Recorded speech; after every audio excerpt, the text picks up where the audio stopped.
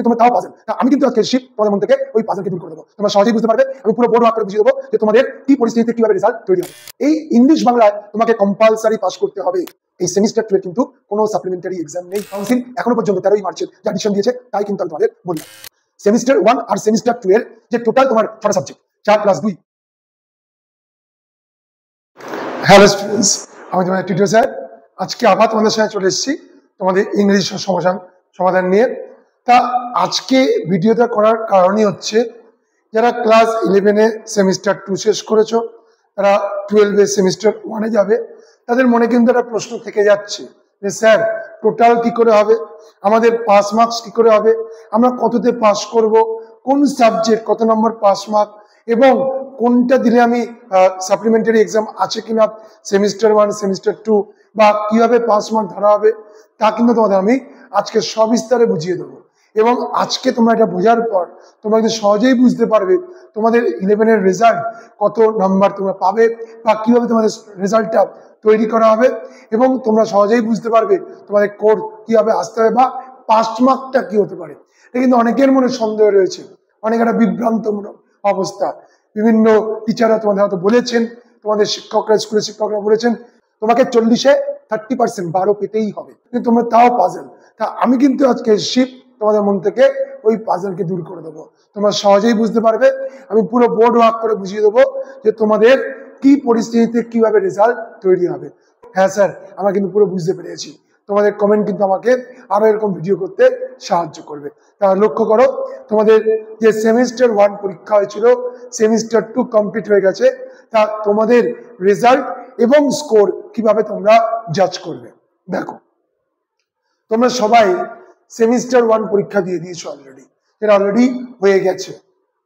English, Bengali, যার যেরকম stream আছে, সাবজেক্ট 1, সাবজেক্ট 2, সাবজেক্ট 3, সাবজেক্ট 4, মন দিয়ে শুনবে। এই ইংলিশ বাংলায় তোমাকে কম্পালসারি পাস করতে হবে। ইংলিশ বাংলায় তোমাকে কম্পালসারি পাস করতে হবে। স্যার কত পেতে হবে? তোমাদের 40 হচ্ছে গিয়ে কোশ্চেন পেপার ডেসক্রিপটিভ পরীক্ষা ছিল, যেটা এমসিকিউ ছিল, আর এমসিকিউ ছিল, আর 10 নম্বরে ছিল তোমাদের প্রজেক্ট। তোমাকে 40-এ 30% 12 পেতেই হবে। 40-এ 30% 12 পেতেই হবে। 10-এ 30% 3 পেতেই হবে। টোটাল মার্কস কত? 15 তোমায় কিন্তু পেতে হবে। এটা নয় যে আমি 40-এ পেয়ে গেলাম 15, 10-এ কিছু পেলাম না, বা 10-এ 10 পেয়ে গেলাম, 40-এ কম পেলাম না। তোমাকে 40-এ পেতে হবে 12, 10-এ পেতে হবে 3, টোটাল কত পেতে হবে? 15 মার্কস। তার মানে সেমিস্টার 1-এ ইংলিশ বাংলা কম্পালসারি তোমাকে পাস করতে কিন্তু হচ্ছে। যাদের সাবজেক্ট 1, সাবজেক্ট 2, 3 4টে সাবজেক্টই আছে, ধরো কারোর পিওর সায়েন্স, তাহলে কি ফিজিক্স, কেমিস্ট্রি, ম্যাথ রয়েছেই, সঙ্গে তো কম্পিউটার নেওয়া আছে, তাহলে মোট 4টে। এই 4টের মধ্যে তোমাকে তখন 3টে বিষয় কিন্তু পাস করতেই হবে। কিন্তু যার 3টে আছে, ফিজিক্স, কেমিস্ট্রি, ম্যাথ, তাই কিন্তু 3টেতেই পাস করতে হবে। যদি এগুলোর মধ্যে একটাও কি থাকে, কম থাকে, এই 12 বা 3 15 মার্কসের কম থাকে, তাকে আবার স্কুলে দেখবে তোমাদের সাপ্লিমেন্টারি এক্সামের ডেট দিয়ে দেবে। তোমাদের ওই সাপ্লিমেন্টারি পরীক্ষা কিন্তু পাস করতে হবে।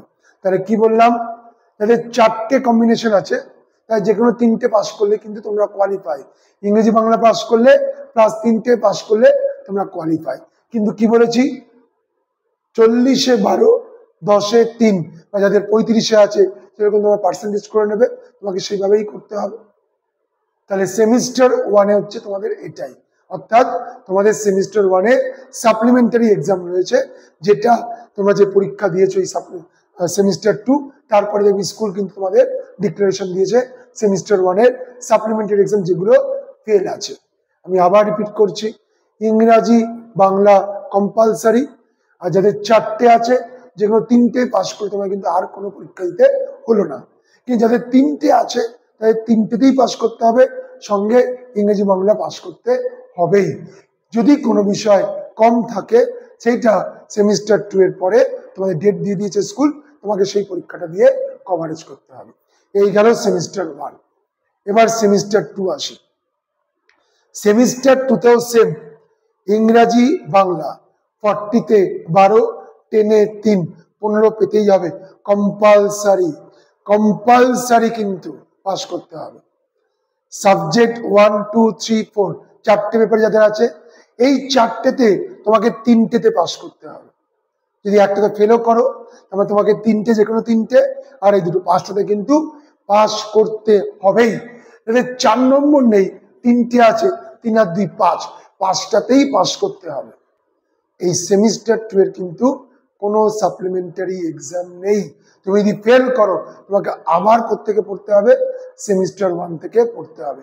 কাউন্সিল এখনো পর্যন্ত 13ই মার্চের যা ডিসিশন দিয়েছে তাই কিন্তু আমি তোমাদের বললাম। কিন্তু এরপরে যদি কোনো ডিসিশন হয় সেটা তোমাদের আমি জানাবো। কিন্তু এখনো পর্যন্ত সেমিস্টার 2 এর কোনো সাপ্লিমেন্টারি এক্সাম হবে কিনা তার কোনো সিদ্ধান্ত কিন্তু কেউ জানে না, কোনো স্কুলেও কিন্তু কোনো নোটিফিকেশন আসেনি। তাই এই মুহূর্তে আমরা ধরে নিচ্ছি যে তাকে ইংলিশ বাংলা এবং 1, 2, 3, 4 হলে যে কোনো 3টে, 3 আর 2 5টাতেই পাস করতে হবে, তবেই সে 12-এর সেমিস্টার 1 এর জন্য কোয়ালিফাই হবে। যদি কারো 3টে সাবজেক্ট থাকে, 3টে প্লাস 2টো, তাকে 5টা সাবজেক্টে কত পেতে হবে, 12 প্লাস 3, বা যাদের প্র্যাকটিক্যাল আছে সেভাবে তোমরা হিসাব করে নেবে। তোমরা কিন্তু সেইভাবেই কিন্তু পাস করতে হচ্ছে। অলরেডি এক্সাম হয়ে গেছে, তোমরা বুঝতে পেরেছো কেমন পরীক্ষা দিয়েছি। আশীর্বাদ করি, প্রার্থনা করি তোমরা সবাই যেন কোয়ালিফাই হয়ে যাও। এবার আসি স্যার 11-এর রেজাল্টটা কিভাবে তৈরি হবে। সেমিস্টার 1 আর সেমিস্টার 2 এর যে টোটাল তোমার 6টা সাবজেক্ট, 4 প্লাস 2, ওই 6টার মধ্যে যেটা বেস্ট অফ 5 হবে, বেস্ট অফ 5 মানে যে 5খানা তোমার বেশি হবে সেই 5খানার কি হবে, হাইয়েস্ট মার্ক নিয়ে কি হবে, টোটাল হবে। ধরো কারোর English Bangla, accountancy, business study, cost tax আর হচ্ছে কম্পিউটার, এই 6টার মধ্যে সে ইংরেজিতে কম পেয়েছে, তাহলে তার ইংরেজিতে বাদ চলে যাবে। ওই 5টা নিয়ে কি হবে, টোটাল হবে।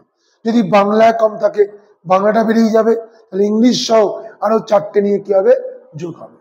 যাদের 5টা আছে তাই তো 5টাতেই বেরোবে, তাই তো কোনো অপশন থাকবে না, তাহলে ওই 5টা নিয়েই কি হবে, টোটাল হবে।